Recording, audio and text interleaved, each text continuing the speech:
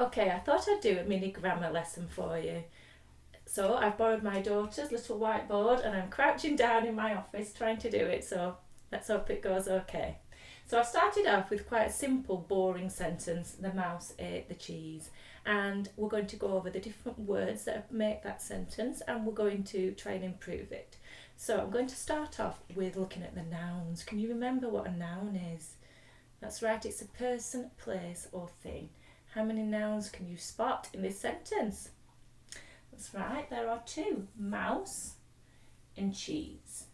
Now we're going to start off improving this sentence by adding in some adjectives to describe the nouns. So I'd like you to think of a word that you could put in front of mouse to describe it and in front of cheese as well. Maybe you'd like to have a go along with me and be jotting down some ideas of your own. So I'm going to start off with greedy mouse. So an adjective just gives me a bit more information about the mouse. So the greedy mouse ate the, I'm going to put stale cheese. So already that sentence is starting to sound a bit more interesting. The greedy mouse ate the stale cheese. Okay, another technique that we can use to try and improve that sentence is we could add in an adverb. Can you remember what an adverb is? An adverb is made up of ad, adjective and verb. So it describes the verb.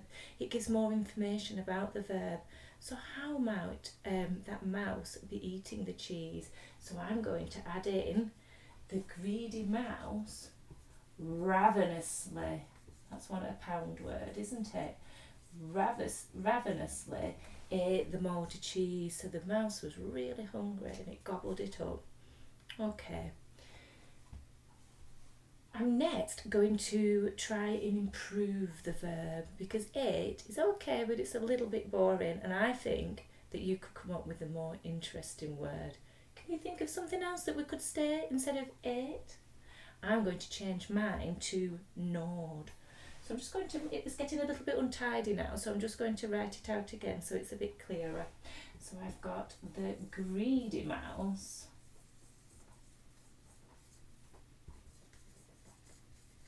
ravenously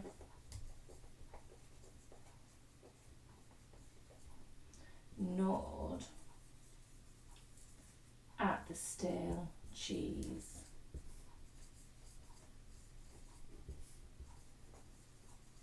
Now just compare that to the original sentence, the mouse ate the cheese, and hopefully you'll agree that it's much more interesting.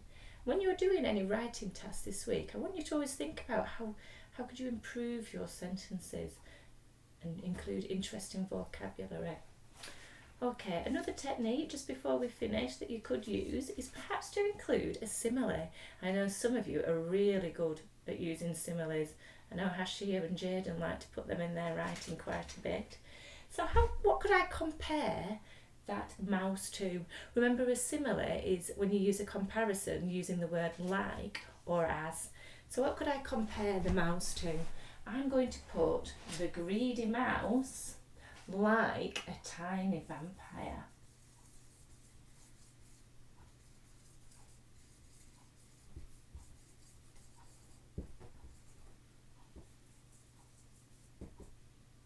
And just so that it links in with that, rather than gnawed at the stale cheese, I'm going to put it sank its teeth into the stale cheese. The greedy mouse, like a tiny vampire, in between the comma sandwich, sank